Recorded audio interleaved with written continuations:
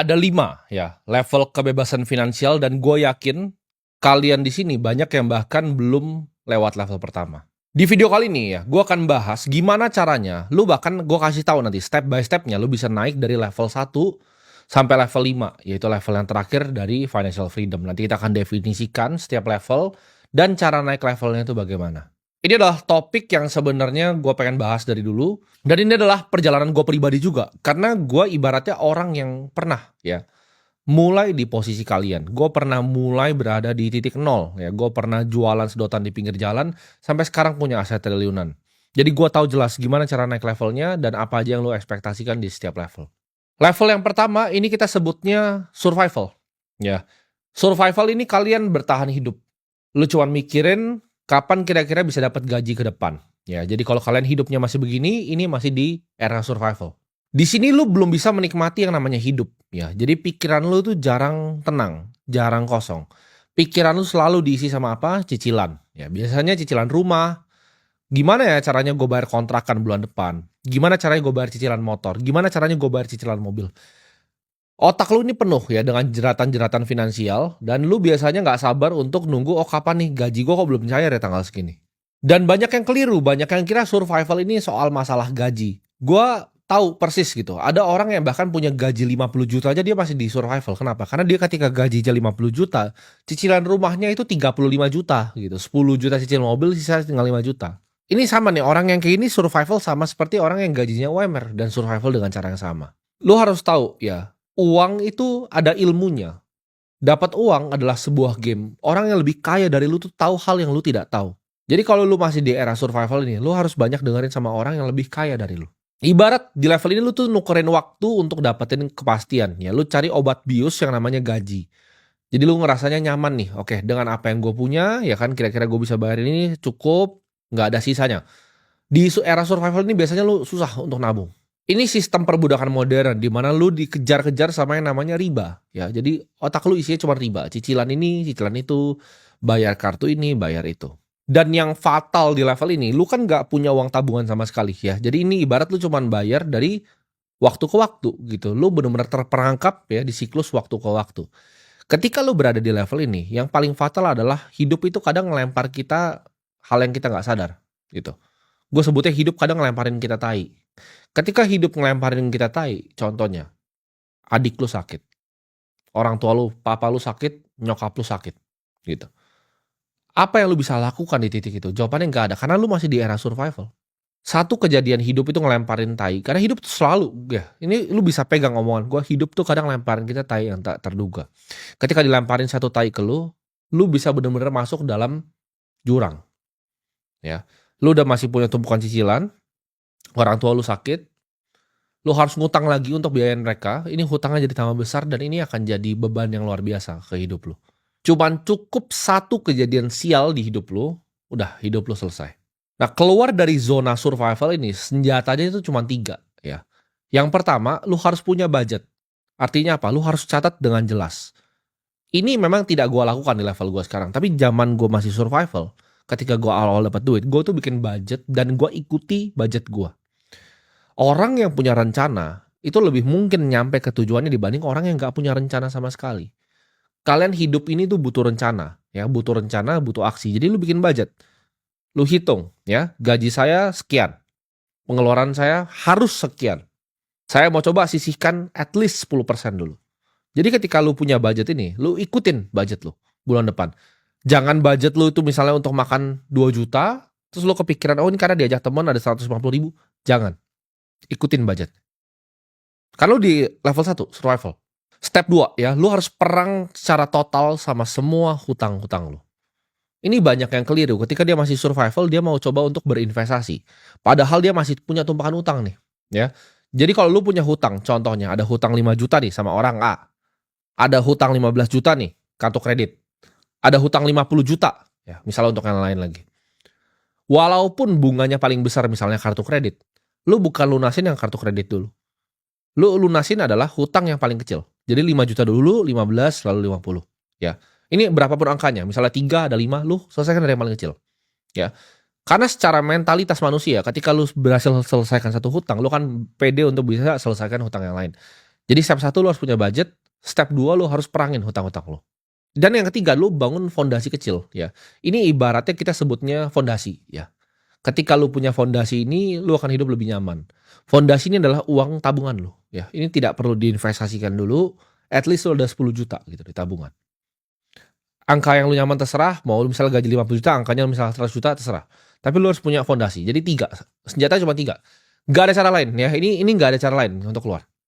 Lu harus lakukan 3 ini. Ini gak masalah gaji lu berapa, gak masalah income lu berapa, ini masalah mindset. Karena banyak orang gajinya 50 juta, kayak gue bilang tadi, dia cicil rumah 30 juta. Dia cicil mobil 10 juta. Uangnya sisa 10 juta, itu udah stres dia abis itu. Setelah lu terapin 3 basic tadi, lu akan naik ya. Namanya financial stability gitu. Ini level mulai stabil gitu. Lu nggak terlalu ngarep sama gaji kayak bulan ke bulan.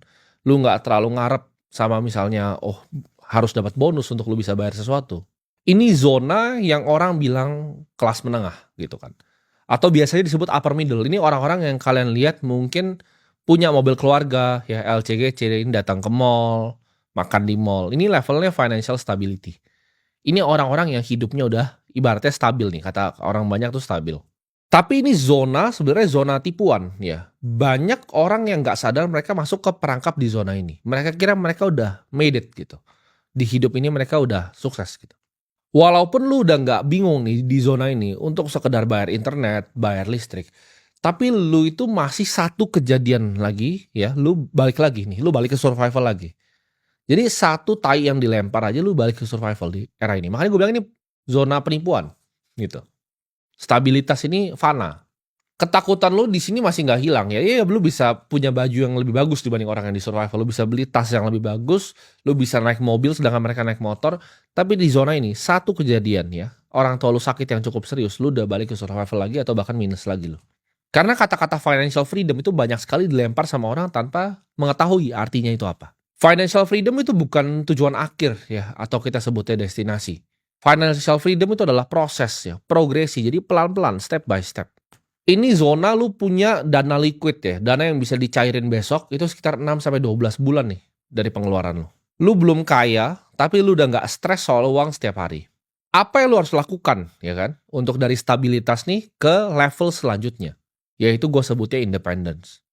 Independence gue akan kategorin ini ya, individual yang punya aset di atas 15 miliar rupiah. Ya. Ini baru independence nih. Jadi ini baru level 3 gitu. Buat yang mikir, oh itu besar sekali gitu. Angkanya datang dari mana? Simple, itu adalah high net worth individual ya. 1 juta dolar walaupun sekarang 16 sekian miliar gue tahu. Cuman gue akan pakai biar gampang 15 miliar. Dengan 15 miliar ya, lu tarik 4% dari itu, lu bisa hidup 60 juta rupiah per bulan. Sampai selamanya, sampai kiamat.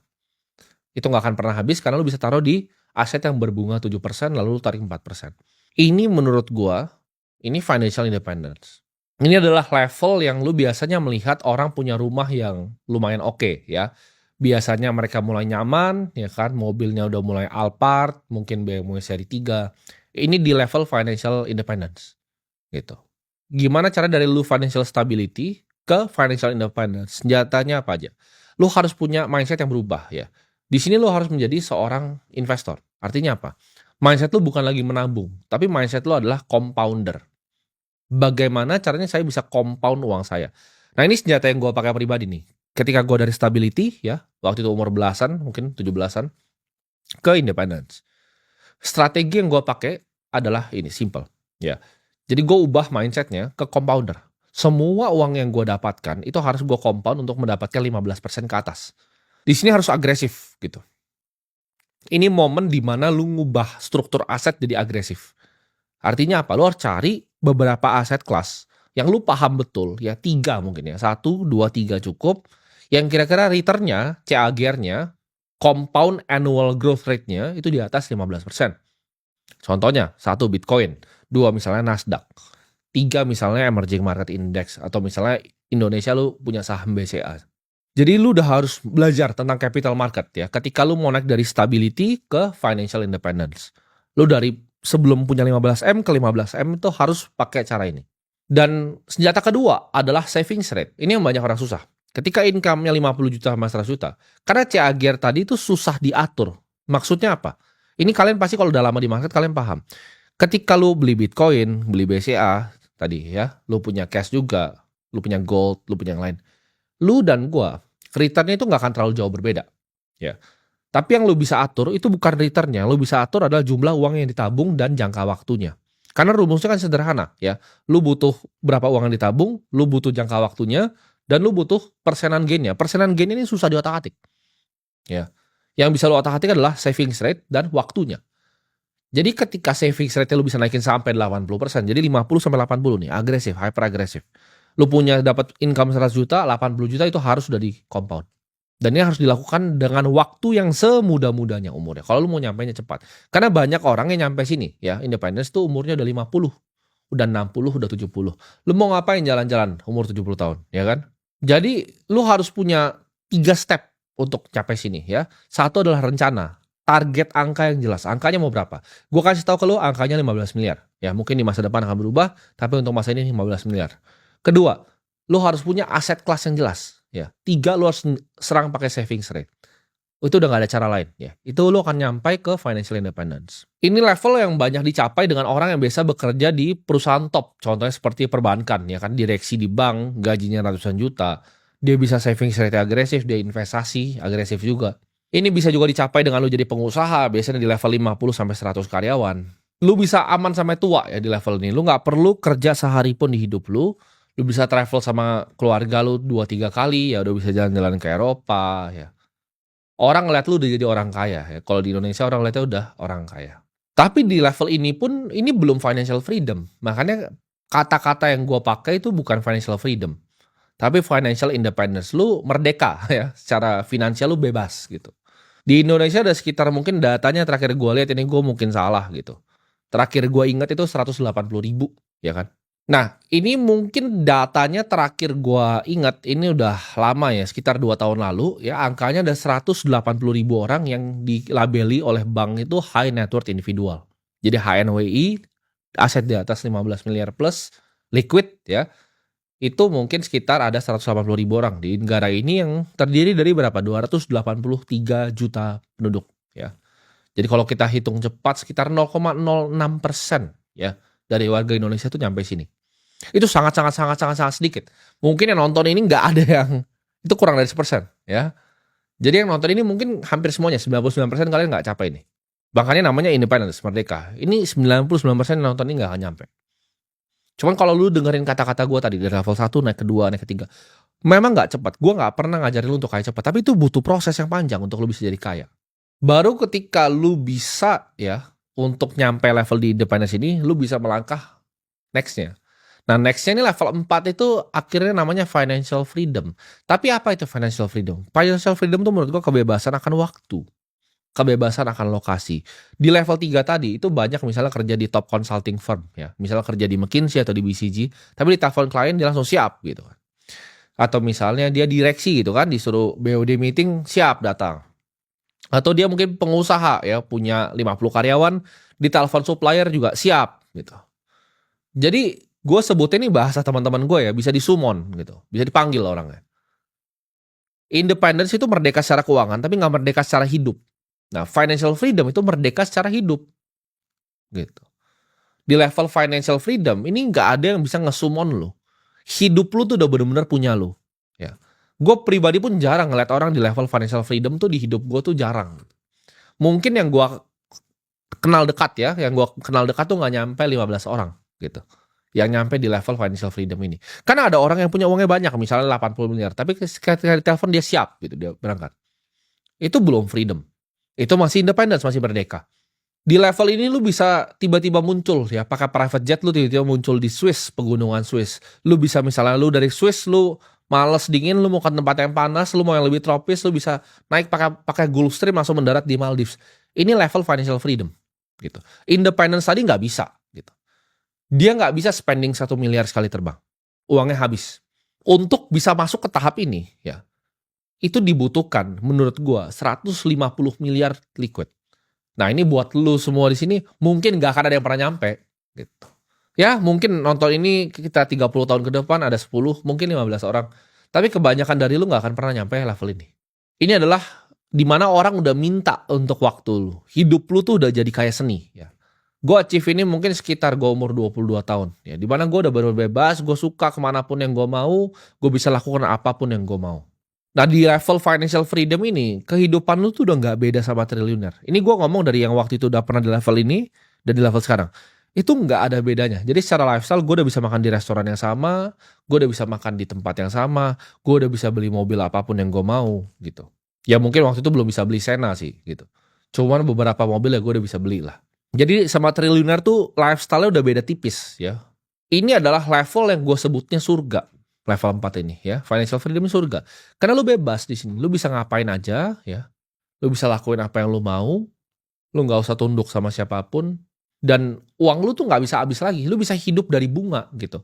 100 miliar aja ya, lu taruh di saham BCA, lu dapat dividen 4%. Itu per bulan lu dapat berapa ratus juta gitu.